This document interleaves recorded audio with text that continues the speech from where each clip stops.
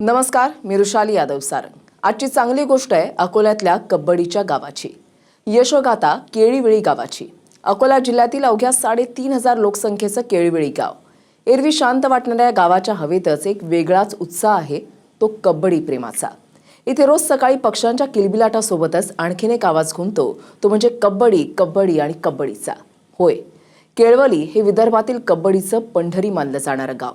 या छोट्याशा गावानं एक असा चमत्कार करून दाखवलाय, ज्याची चर्चा आज संपूर्ण महाराष्ट्रात आहे। गावाची लोकसंख्या जेमतेम 3,500, पण गावकऱ्यांच्या जिद्दीतून आणि कब्बडीवरच्या प्रेमातून इथे चक्क 35,000 प्रेक्षक क्षमतेचं भव्य कब्बडी स्टेडियम उभं राहिलंय। या चांगल्या गोष्टीची खरी सुरुवात झाली गावकऱ्यांच्या हनुमान क्रीडा मंडळाच्या माध्यमातून।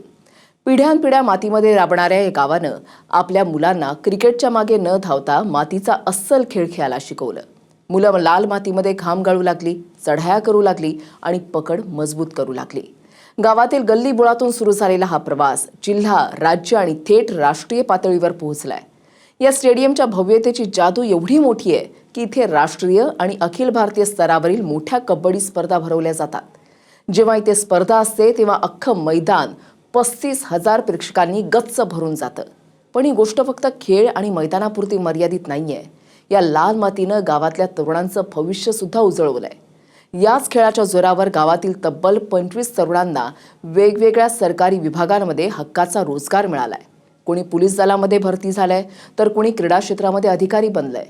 केळीवेळी गावाची ही गोष्ट सांगते की जर जिद्द असेल आणि आपल्या मातीवर प्रेम असेल तर संसाधनांची कमतरता कधीच आडवी येत नाही। तुम्हाला आजची ही चांगली गोष्ट कशी वाटली? कमेंट आणि रिप्लायमध्ये नक्की सांगा। नेहमी एक प्रयत्न असतो की सभोवताली चांगलेही घडतंय, चांगले जे आहे ते तुमच्या समोर मांडण्याचा। तुमची चांगली साथ अशीच सोबत असू द्या।